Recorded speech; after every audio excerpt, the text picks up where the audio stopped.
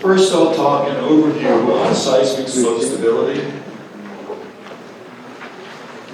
You have dramatic failures like the 4th Avenue slide on a clay slope in 1964, the Alaskan earthquake. You have these large landslides like in the Chichi earthquake, the rock falls. And of course, if you do a landslide stabilization, you have to have an analysis that says it's required, and you have to have an analysis that says what you've done is going to be satisfactory. I want you to emphasize the first and foremost, most important thing. I often get calls saying, you're the K guy.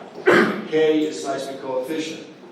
I would like to consider myself the OK guy, but no, I'm the K guy. And I've got calls saying, we have this heap leach pad in Colorado. We know that you know seismic coefficients. What seismic coefficients should we use? I go, well, wait. What's the foundation? Are there layers in the heap leach pad like there often are to collect drainage? Could you have umbilical water pressure and have saturated material? Might that lead to strength loss? And they say, no, you don't need to worry about that. You do need to worry about that. Most dramatic slides are because the material beneath the earth structure or within the earth structure loses significant strength as a result of earthquake shaking. That's where you focus your attention. You focus it on liquefaction, sensitive clays. Most of the big slides, the damaging slides, have been due to not inertia effects, but because of what the earthquake has done in terms of generating pore pressure, breaking down fabric, and causing strength loss. That can lead to devastating flow slides. If you don't have that consideration, then you still need to think about seismic deformations because that's a way of evaluating performance. So for example, this is a closed tailings dam that failed due to liquefaction in the 2010 Chile earthquake that unfortunately killed 4 people. It was all about strength loss that produced the flow slide. When you look at case histories, most of the case histories that have produced, most of the case histories have low tip resistances. So these are the soils we care most about. We're not saying that soils with slightly higher tip resistances might not fail, but we do know that soils with low tip resistances, those in the flow slide or the flow potential regime, are clearly the most dangerous and demand our attention. You can get cracking that results from seismic deformation, and the cracking that led to the failure of Teton Dam was not seismically induced, but you can imagine that if something can fail statically, then an earthquake can help it fail seismically. So we do need to think about deformations. For the large slide of the Turnagain slide in 1964, this is before the earthquake, this is after the earthquake. Before, after. If I zoom in, that's the level of deformation. Clearly, that is a major concern and demands our attention. This was not liquefaction, this was a sensitive clay that broke down the fabric and had a great reduction in strength. Municipal solid waste landfills are used in many parts of the world, and this is actually a garbage dump. This is a landfill. This is 60 meters of Los Angeles' most finest garbage. And this is a highway, and this is a housing development that's next to this mountain. When I flew in the helicopter, the pilot said there is no garbage dump in this area. There's a mountain, but not a garbage dump. So we need to be able to understand how municipal solid waste landfills can respond during an earthquake. They often have liner systems because you don't want the leachate to get into the environment. But those liner systems, which are great for not letting the leachate escape, are slick surfaces that are primary places where you're going to get deformation. And in fact, there was a case of a waste fill. There were two cases of a waste fill, the Chiquita Canyon landfill, where the liner was compromised. It was torn as a result of the earthquake shaking from the 1994 Northridge earthquake. I'm convinced that the waste was settling and dragging down on this liner, and it was very close to failing, and the earthquake came along and gave it a pop, and the failure occurred right where the liner went into an anchor trench. You don't want to do things like that in an earthquake region. You want to always have ductility. You don't want to build in hard spots. When it comes to slope stability, I look at Newmark type procedures such as the block sliding that Professor Kramer mentioned, where a block slides on a distinct shear plane, or a block, because it's not rigid, internally deforms. Those are both shear mechanisms. And a Newmark analysis captures shear mechanisms. It has no physical reality to volumetric deformation, so it should not capture, and you shouldn't ask it to capture, volumetric deformation. So if you want the total movement of a block of soil that can move on a slide plane, shear, and volumetrically settle, you need to actually use another method to capture the volumetric deformation method, such as the methods I talked about earlier. I guess that was yesterday, the volumetric strain of partially saturated soil, Tokumatsu and C. Here's that example I'll show you again. Before I was focused on the distributed shear. Now I want you to see the localized shear on the failure surface and the distributed deformation where the top has moved out more than the bottom because this is not a rigid mass and we get deformation. This is a saturated clay model on the shaking table at Berkeley, so there is no volumetric strain in this experiment. But if you had a sand slope, then you'd expect volumetric reduction to add in to the shear deformation. People love the pseudostatic stability analysis. I have spent about 25 years trying to get rid of the pseudostatic analysis because it's overly simplistic. How can you do a slope stability analysis and take all of the nuances and details of earthquake ground shaking and how a slope responds to that earthquake ground shaking and sum it all up into a magical parameter K? So if this is going to work, it will only work if we pick a seismic coefficient and assign a dynamic material strength with an appropriate factor of safety that we consider reasonable that gives us the right answer. So we have to select an acceptable combination of strength, seismic coefficient, and factor of safety that we can't directly get from a pseudostatic analysis, but we can compare it to case histories, and we can make sure it's consistent with the results from more advanced analysis. That's the only way you can use a pseudostatic analysis. If you do a pseudostatic analysis, you are doing a static slope stability analysis.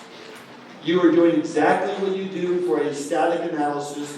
You're just adding on a seismic coefficient times the weight of the sliding mass, which is causing a destabilizing effect by moving it laterally.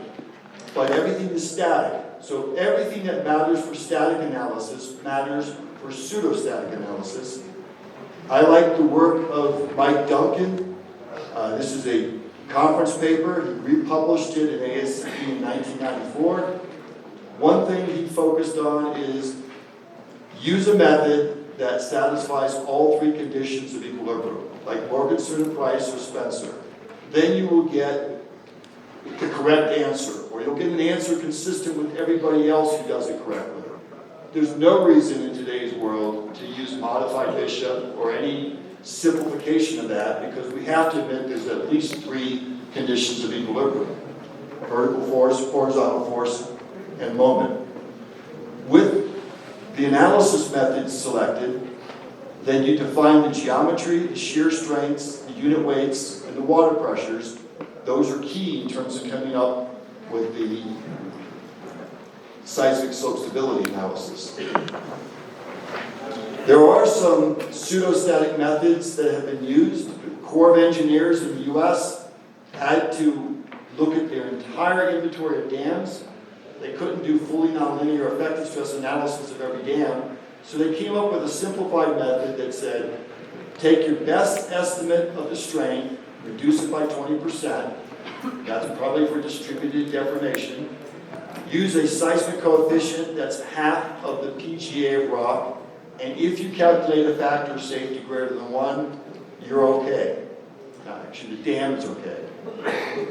C79 said use appropriate dynamic strengths, apply a magical K of 0.15 all around the world, whether you're right next to a magnitude 9 subduction zone or you're in Finland and the highest peak ground acceleration you may ever see is 0.02 G. And if you calculate a factor of safety greater than 1.15, you're fine. Not you're fine. The dam is fine. These are overly simplistic, and even if you accept them, they're only good for about a meter of movement, or for cases where a meter of movement is judged to be acceptable. What about other systems, non-dams? What about other levels of displacement? And how can K be 0.15 throughout the world? So, to really look at this, we have to look at seismic displacement analysis, because that's the heart of a pseudostatic analysis. We want to make sure the pseudostatic analysis gets a consistent evaluation as if you had done a seismic slope displacement analysis or a seismic displacement analysis. Almost all of these analyses have 4 critical components: a method for estimating the dynamic resistance of the slope, a way of characterizing the ground motion. They should also include the dynamic response of the sliding mass, because it's not rigid, and a methodology for calculating seismic displacements, which is largely based on the Newmark method. Dynamic resistance is straightforward. I didn't say it was easy, but it's straightforward. You have to really understand strengths and geometries and water pressure, but once you've done your static slope stability analysis, you should have calculated a factor of safety well greater than 1. The program just keeps on increasing the K value to destabilize the slope in the horizontal direction until the factor of safety drops to 1.00. That, by definition, is the seismic coefficient that causes a safe slope to start to move. And that's called the yield coefficient.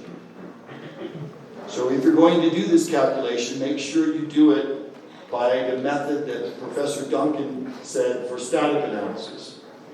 So yield coefficient is that seismic coefficient that results in a factor of safety of 1 in a pseudostatic stability analysis. Then we have the earthquake ground motion.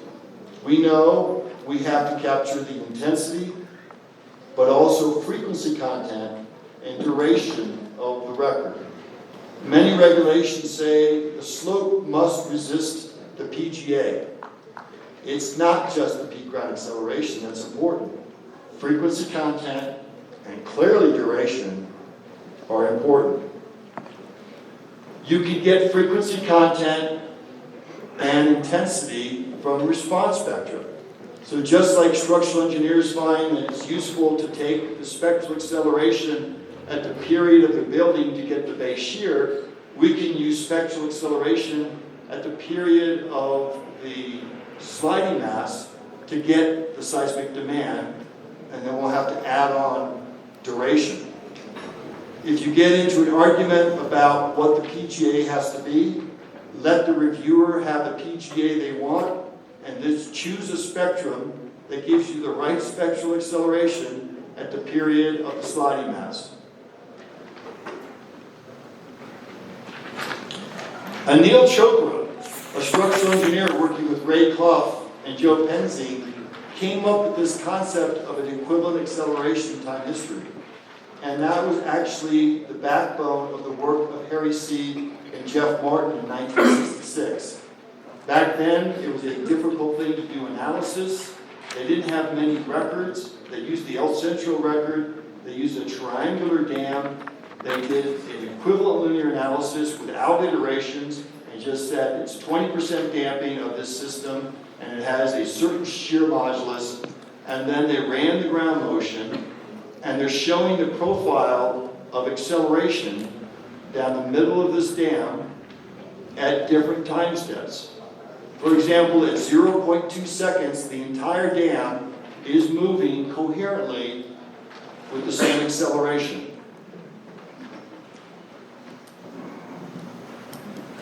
But when you get to 1.5 seconds into the strong shaking, the acceleration at the bottom is to the left, the acceleration at the crest is to the right, and the middle of the dam is not going anywhere. It's not accelerating anywhere. It has no acceleration acting on it. You cannot use the acceleration at the base and say it acts uniformly up through the profile.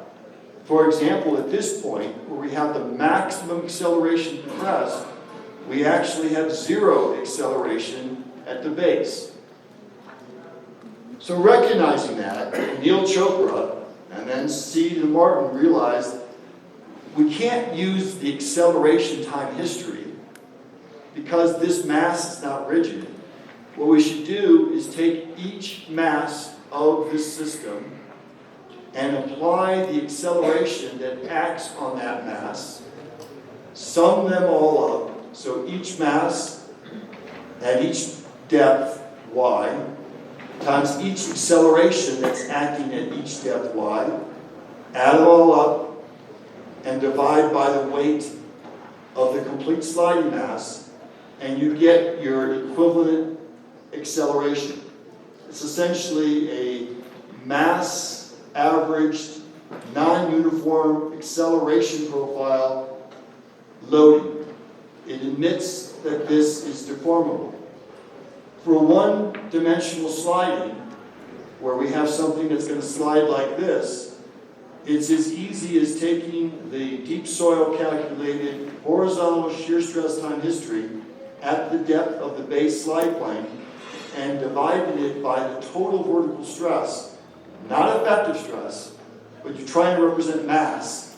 So it's the total vertical stress acting at that depth. If I take the maximum value, I have my maximum horizontal equivalent acceleration. We typically like to work in non-dimensional units. So we take our acceleration in the units of g, we divide it by g, and now we have k max. If you do a shake type of analysis, one of the things you look at is the peak ground acceleration profile through the sliding mass, through the foundation, and then you realize if you actually look at the time that each peak ground acceleration was calculated at each depth, the times are different. So it's actually a bit unrealistic to look at the peak ground acceleration profile through a mass because they don't all happen at the same time. Let's look at the time when we got to the highest acceleration at the top. This is what the acceleration profile looks like at time 12.18 seconds. When we have our peak ground acceleration at the top, this is what the acceleration profile looks like. The fill is not rigid, it's flexible. As the waves are coming up, it doesn't shake back and forth like this, it's shaking like this. And so you have to take each mass times the acceleration acting on that mass and add it all up and divide by the total mass to get the equivalent acceleration acting at the space. Because force is equal to mass times acceleration, you can also take the shear stress time history and divide it by the total vertical stress to get that. This looks remarkably similar to the derivation that Professor Kramer had for R sub d. It's the same concept. It's R sub d is less than 1 because the wave propagation through the Earth mass is incoherent. The more incoherent the wave is, the lower the R sub d value should be. If you had a pulse come in and it was fully coherent and the slope responded coherently, R sub d would be 1.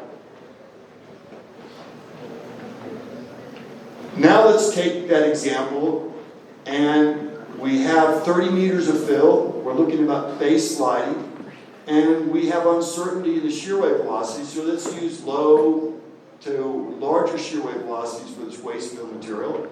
And you can see that as the material gets softer, as the rod gets softer, it's more incoherent. And so therefore, at any depth, the equivalent acceleration, or the Kmax value, is less than the Kmax value for a very stiff system where the wave is less incoherent. It's also the thickness of the fill. It's not just the stiffness of the rod, it's the height of the rod. And the thicker the fill is, the more incoherent the motion is. And so when I calculate my Kmax value, it's going to decrease for base sliding as I go to higher and higher fills. So what we're saying, just like the base shear of a building, it depends on the period of the system. It depends on the mass. It's basically its height in this case is 1d, and it depends on its stiffness. Kmax, the maximum seismic loading of a slope, the maximum base shear of a building, depends on the stiffness and geometry of that system, hence its fundamental period.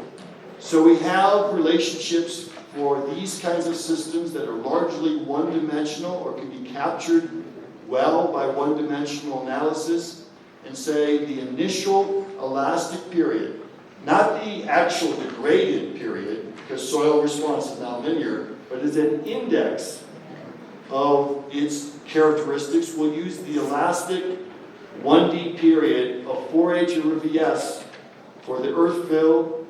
This has an H that's changing, but I can say that's roughly that's a representative H. And then if you actually truly do have a 2D failure system like this in a dam, Ambracius and Sarma said use 2.6 H over Vs. We use the total height of that triangle to calculate its natural period.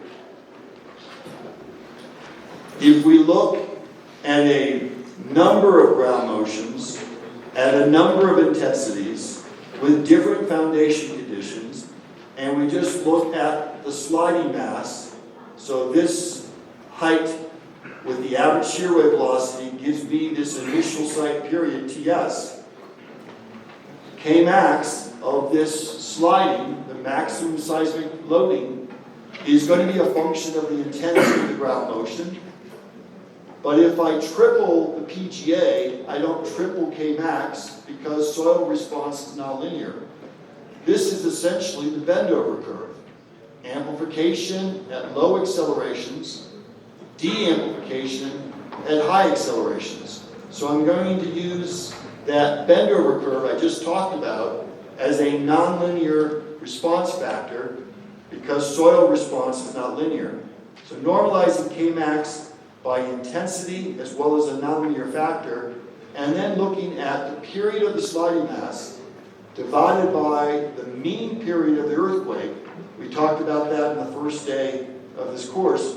You can see that when they're green, they get amplification. When you are walking away from the energy of the earthquake, you're going to get a lower response. Now, wait a minute. Resonance should occur at 1.0. Oh, but I kept things simple by using the elastic elastic period of the sliding mass. That's why it's resonating at about a third to a fifth of that, because I should be using degraded sliding mass. I don't want the engineer to have to estimate the degraded sliding mass period, so I'll just use the elastic site period and bring that into my simplified method. So, the horizontal equivalent acceleration best represents the dynamic shear stress acting on that horizontal plane that's failing. It is the best representation of the seismic loading. It's giving you the correct dynamic shear stress time history along the failure plane. It can be easily calculated in a 1D analysis. It's not that difficult to calculate with Quad 4M, which I found out Marty Hudson's giving me the updated version. There is a slightly updated version in 2003. He's given me the manuals. Once he gives me the executable, I'll give that to you. You can post it for those people interested in Quad 4M, 2003 version. For 1D analysis, it's just the shear stress acting on the horizontal plane divided by the total vertical stress acting on that plane. For 2D analysis, actually one reason why people like Quad 4M 2003 is because it calculates the equivalent acceleration time history for a defined sliding mass automatically. We don't like to deal with accelerations because we've got to carry this G along, so we divide it by G, and now we get a seismic coefficient time history. And if we want the maximum value of that, it's Kmax. Kmax depends on the dynamic response of the sliding mass, as well as the input ground motion. If I used Kmax, and I calculated a factor of safety greater than 1, with conservative strengths in a pseudostatic analysis, that would be equivalent to calculating negligible displacement. The maximum driving force never exceeds the resisting force. So, that's what you can do. But you go, that's too conservative. I would like to use a K value that's less than Kmax. Well, the lower the percentage of Kmax, the more displacement you're going to get. So actually, you should pick your seismic coefficient as a function of the allowable displacement, which means, let's talk about displacement. Newmark developed this concept in concert with others about a rigid block sliding down a rigid plane. It assumes a rigid block, a well-defined sliding surface. The slip surface is rigid, perfectly plastic. And because everything's rigid, you can use an acceleration time history of the block. The key parameters are the yield coefficient, Ky. It's the maximum dynamic resistance. What acceleration is needed to get this block to start to move. Kmax is the maximum seismic coefficient. And we like to think about Ky over Kmax, because it's that relationship. The lower that ratio is, the more displacement you're going to get. The method actually has the block and the ground with the same acceleration time history, but then the ground accelerates at a higher rate than the block can because you start to get slippage. Then the ground accelerates less, you still have inertia, it's got velocity, and so you actually have to come down to here before you get to the end of sliding. The area of this box has to be equal to the area of this for it to basically stop. Maybe it's easier to see in terms of velocity. Both the ground and block have the same velocity, which is decreasing and increasing, but then the ground can do whatever it wants to do, and it's got an ever-increasing ground velocity, and the block is limited by the interface strength, and so that's the maximum increase in velocity you can take. And so if I integrate that area, then I get displacement. That's for one pulse. I can do it for several pulses or displacement episodes to get the calculated displacement. This is a large landfill that's 45 meters high. This is the input motion. From the same analysis, I'm calculating the acceleration time history, 1 meter down from the top, so that would be a cover analysis, where the cover liner is. I'm calculating the acceleration time history, mid-height, and at the base. For the same analysis, I'm calculating the equivalent acceleration time history using the technique that I mentioned at the top, mid-height, and base. You can see that for the cover, because you only have a meter of relatively stiff soil, that's a lot like a rigid block. The acceleration time history and the equivalent acceleration time history are the same thing. So if you have something that's rigid, you can use the acceleration time history. But for the mid-height, where you've got 22.5 meters of waste above you, or for the base, where you've got 45 meters of waste above you, you're going to get an incoherent ground motion, and so the equivalent acceleration is looking like this. This better represents the dynamic shear stress on the failure plane. It brings in the incoherence of the motion above it. This is only the acceleration that acts on that small differential mass. It says nothing about the 45 meters of waste above it. This is the correct value to use. McDeasy and Seed came up with this concept of a decoupled analysis. If they're looking at a sliding block, they could use something like quad 4M, they could use flush, they could use shake, and do a dynamic analysis admitting this is not rigid to calculate the equivalent, the horizontal equivalent acceleration time history along the base, where we expect sliding. But that calculation is done by all those programs with continuity of displacement. So when you do the dynamic response calculation, you are assuming there is no slip. But then you're using that equivalent acceleration time history you calculated with a program that has no slip to calculate slip. So clearly it's wrong. Clearly it's an approximation. You're using an analysis with continuity of displacements to then input into this rigid block analysis to calculate how much the rigid block is going to slide. It's a simplification. Anil Chopra continues to do good work, and in 1991 he recognized a concrete dam was not rigid, so he came up with a technique for admitting the dam was not rigid to look at base sliding along a weak interface of a concrete dam. We took the work of Chopra and Zhang in 1991, changed the Bessel functions and things just to match soil as opposed to concrete. This is the work that Ellen Rathje did with me. And now we can do a fully coupled analysis where we have an earth mass that's responding like it should respond, but when we start to get sliding, it will then capture that.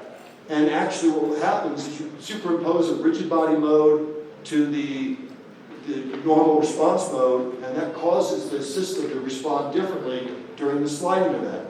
Once sliding stops, it's basically just like this analysis, but then when the force gets exceeded along the base, it starts sliding again, and you get a different response. So the question is, do you have to do a fully coupled, correct analysis all the time, or can we accept some of the approximation of the incorrect but simpler decoupled analysis? So we did a lot of analysis, and I'm looking at the difference between what is the approximation with the decoupled approach versus the displacement calculated with the fully correct coupled analysis plotted against what you get with the decoupled approximation. So whenever you are above this line, you are conservative. When you're below, you're unconservative. As a practicing engineer, this tells me if I calculate a low displacement with the decoupled approximation, I go to sleep at night, I rest, I have no problem, because if I had taken the care to do a fully coupled analysis the difference would be small. If I calculate a large displacement, greater than a meter, with this decoupled approximation, the actual answer is conservative, except for some minor points. Most of the time, I'm being conservative. If I say, okay, I don't care whether it's 80 centimeters or a meter or a meter and a half, it's a large amount of movement. It's unacceptable for a building on top of a slope to withstand that. I can do a reasonably conservative analysis with the decoupled approximation. It's when you're in this middle zone where you could be conservative and you could be unconservative. We probed those cases where the decoupled analysis was unconservative. Those were forward directivity pulse motions where the pulse period just lined up with that sliding block and made it jump forward, and you actually got larger displacement with the fully coupled analysis than what you got with the incorrect decoupled analysis. So it's really only high peak ground velocity near fault pulse motions that you need to worry about, and they're not always unconservative. They're the ones that can be unconservative, and that's when you might want to do a fully coupled analysis. I remember sitting down with Tony Agello and spending a lot of time trying to do this right, because you have to integrate these things, and you have integration errors, and it took us a few tries to finally get it to work.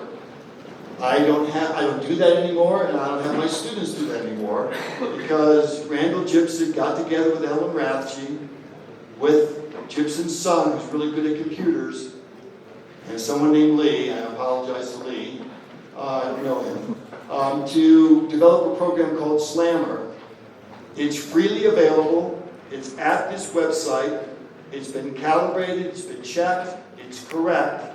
It does rigid block sliding. It does decoupled. It does fully coupled sliding for a sliding block. It does a KY that degrades with increasing displacement because you may have a strain softening material. It has a large catalog of earthquakes, but you can import your own earthquakes. That's the program to use, Slammer. If you use Slammer and you do a bunch of analysis on slopes with different ground motions, you can find that as Ky over Kmax decreases, you get increasingly larger displacements. Note, this is on a log scale. And there's a lot of uncertainty. We can reduce some of that scatter if we take the calculated seismic displacement, U, and normalize it by Kmax. But Kmax only gets intensity and frequency content. I'm missing something, so that's why I also normalize it by duration. And then all these different earthquakes at different magnitudes follow along a single line. So I think it's a normalization that provides good insight. It's not that much trouble to do site response analysis. So these are a profile through a site.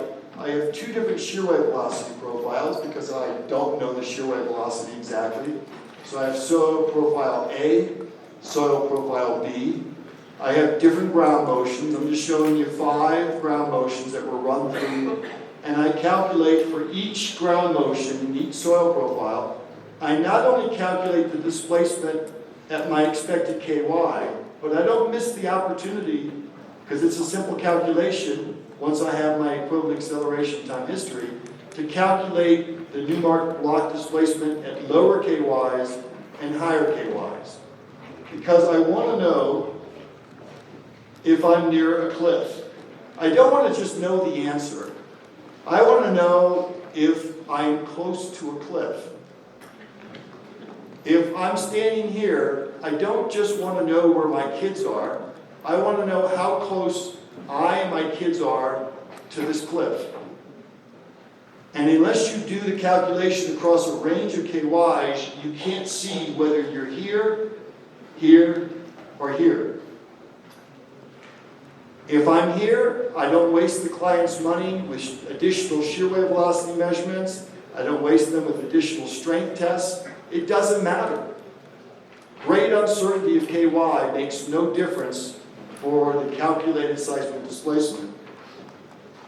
If I and my kids are falling down the cliffs, I don't really care about the strength and all those things because I've got unacceptable performance. It's when I calculate a displacement that's close to the cliff, where reasonable variations cause me to go from small to larger displacements, where I say, let me do a more advanced analysis. Remember, the calculated seismic displacement is an index of performance. In fact, in a consultant report, I never say seismic displacement, I say calculated seismic displacement, so everyone realizes this is an index of seismic performance. So you get deformations in a range. It allows you to make informed decisions about performance. Think about the consequences of failure. Think about the conservatism of the hazard. Think about defensive measures that provide redundancy. For dams, I'm a big believer in a chimney drain. I want my dam never to leak, but it could.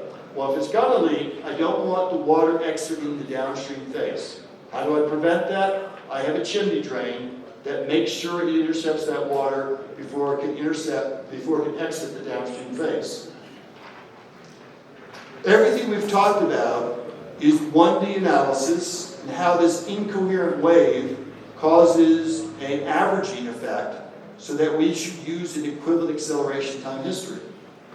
What about the fact that it's 2D and the waves are going different at different dimensions away from the central location? You can do that with a 1D deep soil or shake analysis by actually doing a shake column here, a shake column here, and a shake column here. You calculate the equivalent acceleration time history here, and you times it at every time step by the mass acting on it. You take the equivalent acceleration here, and you times it by that mass, and you take the equivalent acceleration time history calculated here, and you times it by that mass, and then you divide the entire combined equivalent acceleration by the entire mass, and it's remarkable how close you come to an answer that you would have gotten if you'd done a quad 4M analysis. It's basically a mass-weighted 1D approximation of a 2D system. We actually did 2D analysis with quad 4M and looked at sliding blocks that got longer and longer. The longer and longer these sliding blocks get, the more incoherent ground motion, and we came up with a simplified factor that you can use to reduce some of your conservatism if you have a wider and wider sliding mass. What about topographic amplification? The most important thing is the ground motion. The second most important thing is site amplification. The third most important thing is this extra thing called topographic amplification. When Scott Ashford and Nick Sintar looked at very steep slopes, they found the PGA of the crest was only 1.5 times the PGA they calculated back away from the crest. Most of the change in the ground motion was because of the 1D response. The topographic effect, even for steep slopes, was only about a factor of 1.5, doing sophisticated 2D analysis.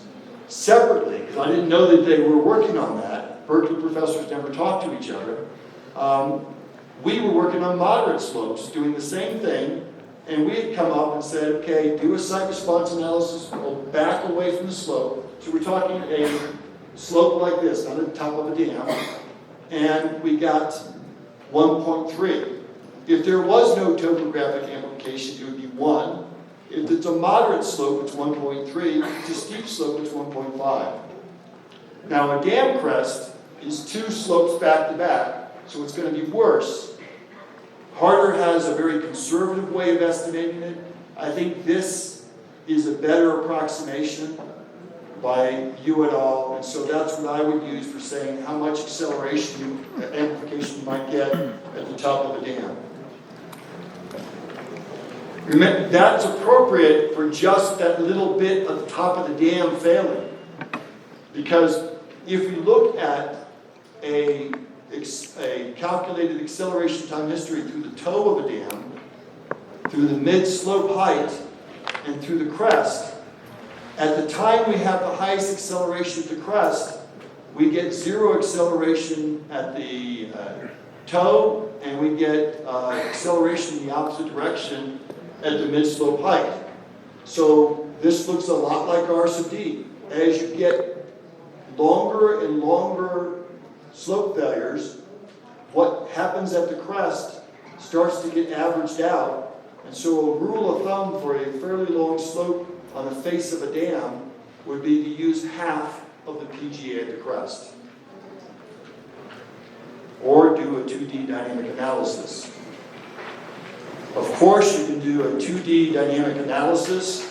This is one of those analyses done of the clay box of the shaky cable test that we did. And with good engineering, you can capture the displacements which are recorded in black and calculations which are in red at 4 different locations at the same time.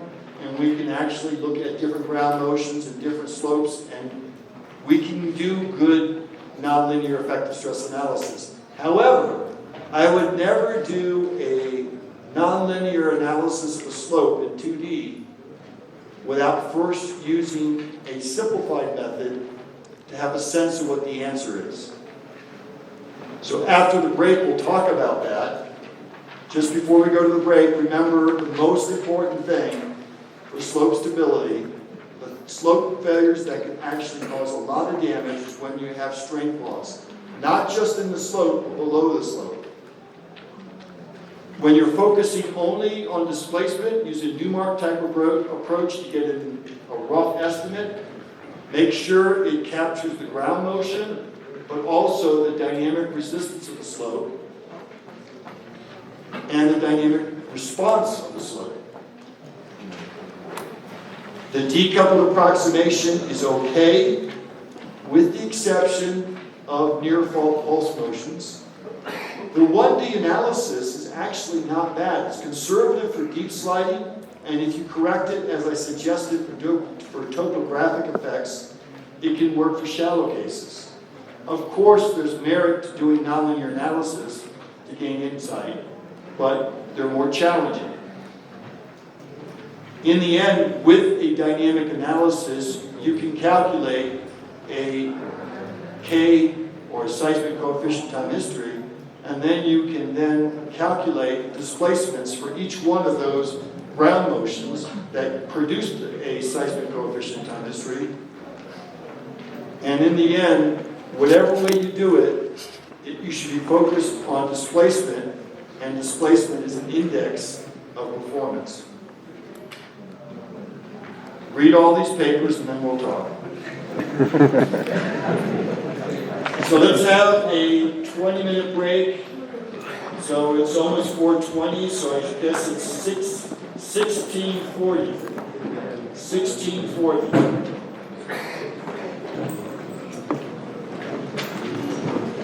Señorita, ¿no? ¿Eres